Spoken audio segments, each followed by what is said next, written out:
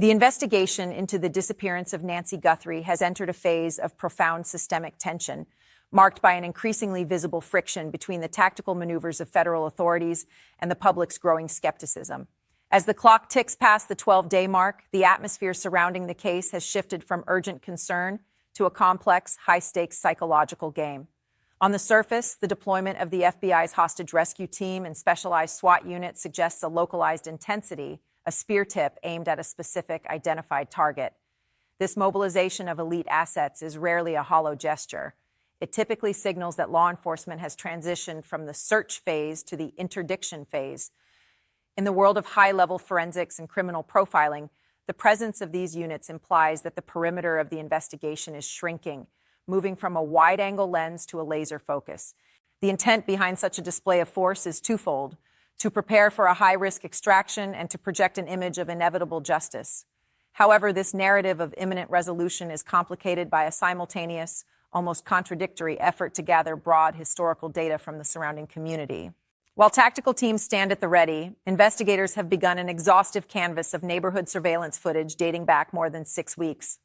This retrospective deep dive covers a period beginning in early January, long before the night Nancy Guthrie vanished from her home. To the casual observer, this looks like a contradiction, a sign that the trail has gone cold and that authorities are desperately fishing for a starting point. Yet seasoned investigators recognize this as the surveillance of the surveillance. Most sophisticated crimes, especially those involving the targeted removal of a high-profile individual, are preceded by a dry run or a period of reconnaissance. The perpetrator likely didn't just appear on the night of the crime. They haunted the area, mapped the blind spots of the neighborhood's digital eyes, and timed the arrivals and departures of local patrols. By looking back 45 days, the FBI is hunting for the ghost of a vehicle or a recurring figure who didn't belong, a scout who was testing the perimeter weeks before the breach. This dual-track strategy, aggressive tactical positioning paired with a wide-net data grab, has created a vacuum of information that the public is struggling to fill.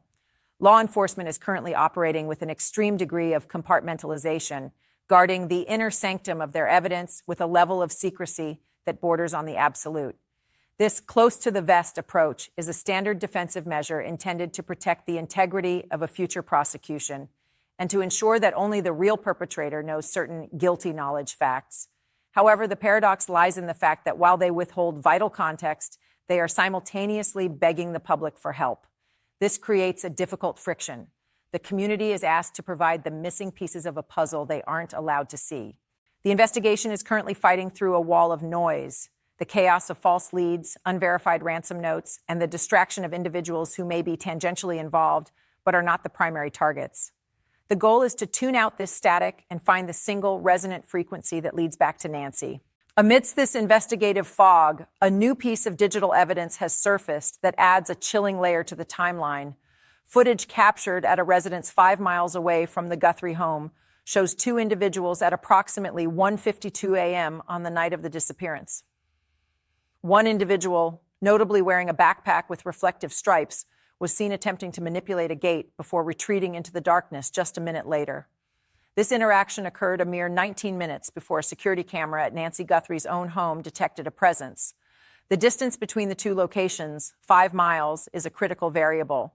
While it is physically possible to cover that distance in the allotted time by vehicle, the proximity suggests a predator prowling a specific geographic corridor. While officials are hesitant to label these individuals as suspects, the visual parallels, specifically the reflective gear, cannot be ignored.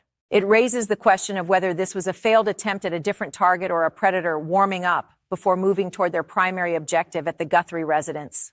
The technical specifics of how this footage was recovered have become a point of intense debate among digital forensic experts. Nancy Guthrie's home was equipped with a Nest-branded camera system, which traditionally archives footage to a cloud server. However, reports indicate that the local device itself was physically removed from its bracket during the crime, presumably by the perpetrator to destroy any evidence of their presence. In most consumer-grade setups, if the camera is stolen and the service isn't properly synced to the cloud, the data vanishes with the hardware.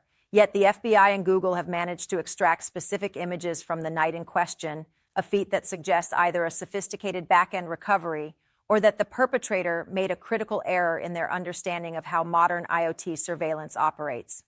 This leads to a haunting possibility. If investigators can pull images from the moments of the abduction, can they go back further?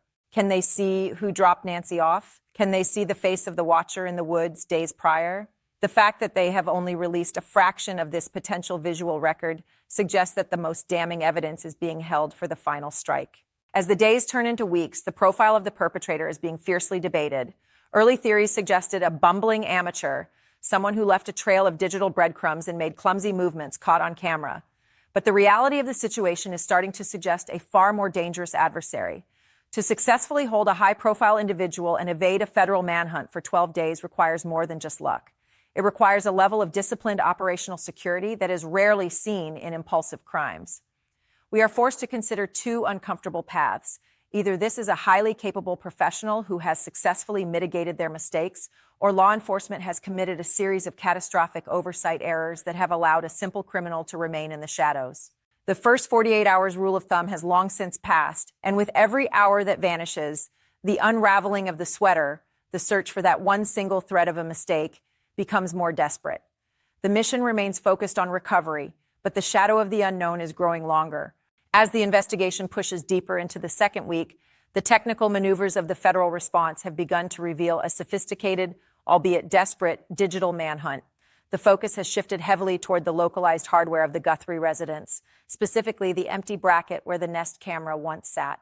Forensic specialists are now grappling with the reality of edge computing, the process where data is stored on the physical device rather than the cloud.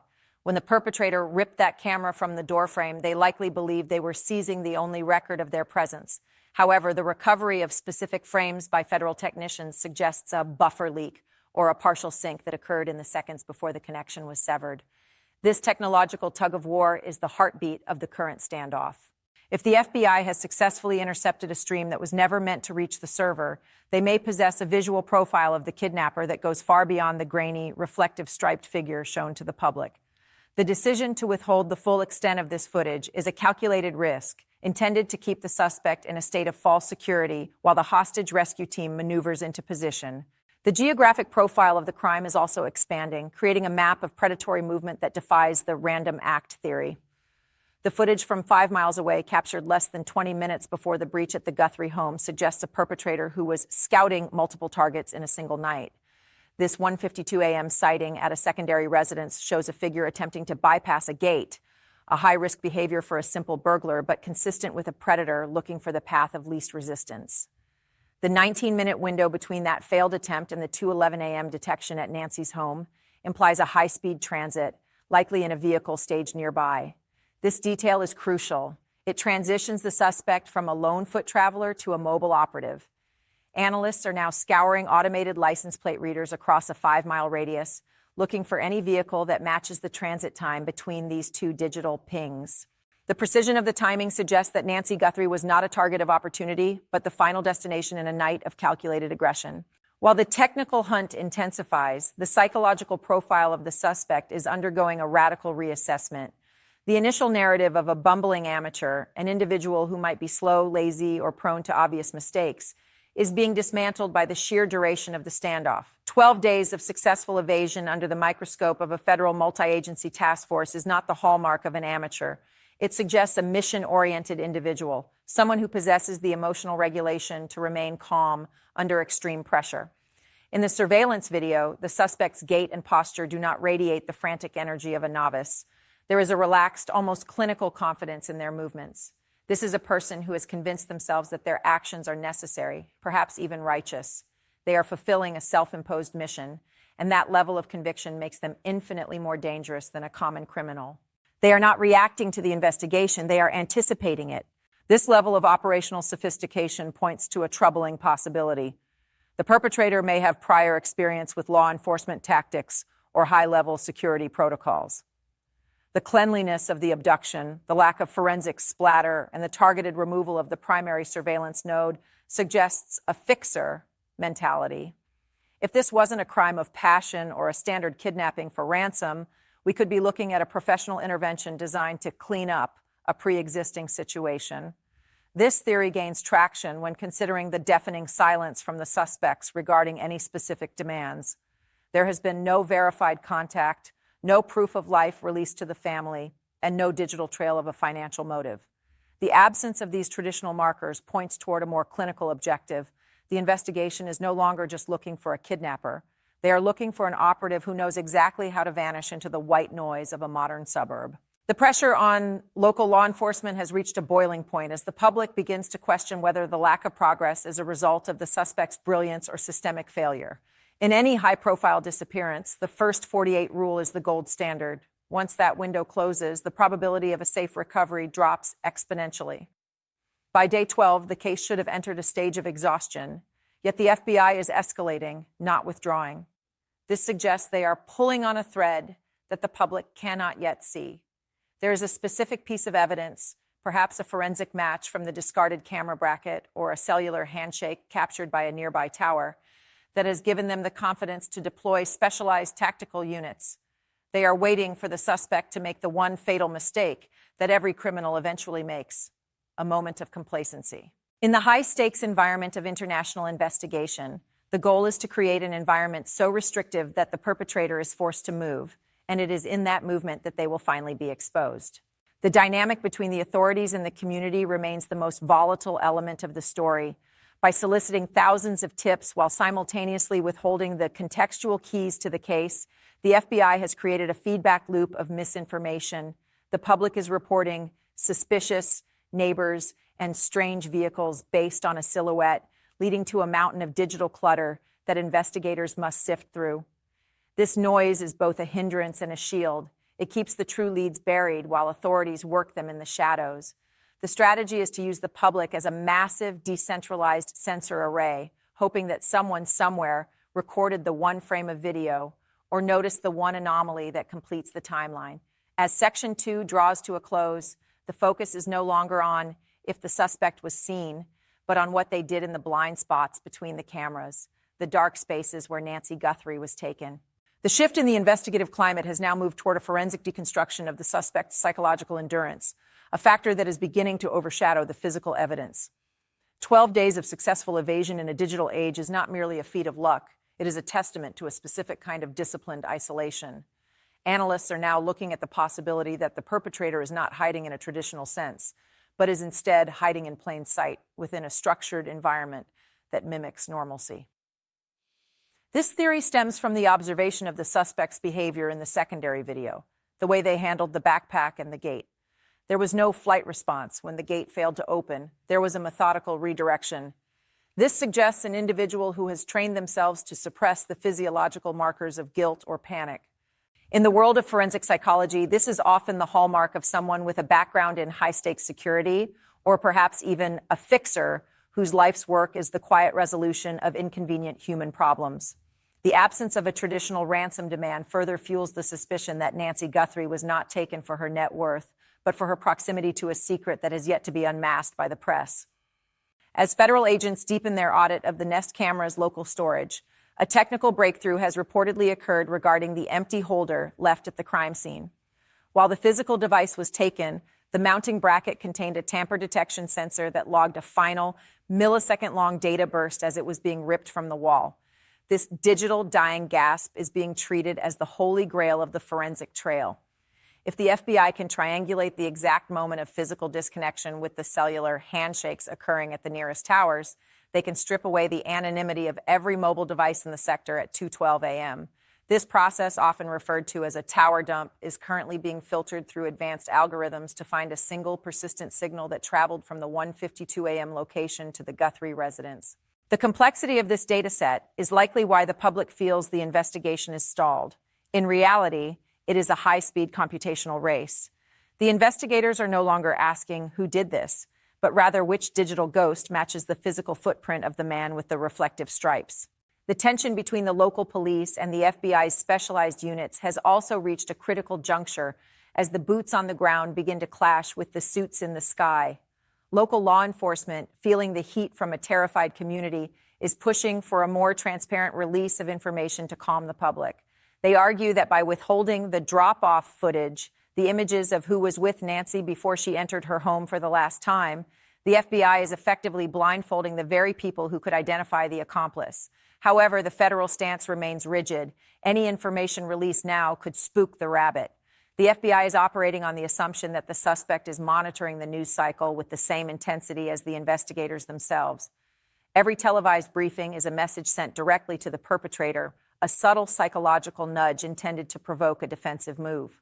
The noise of the investigation, the thousands of tips and the media circus, is being used as a tactical smokescreen, allowing the hostage rescue team to conduct silent entries and surveillance of high-probability safe houses without drawing the suspect's attention.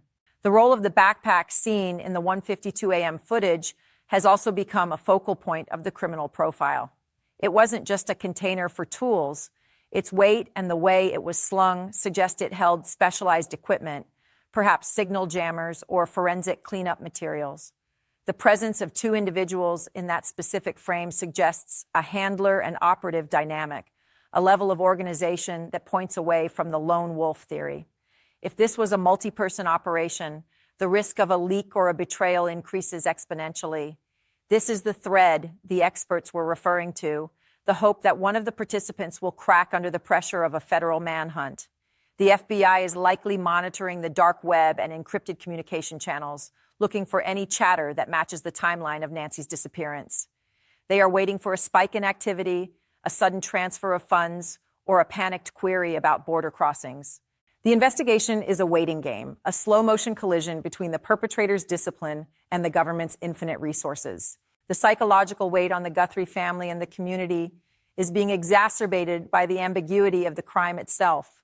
Without a body, a ransom note, or a clear motive, the narrative remains a choose-your-own adventure of horror.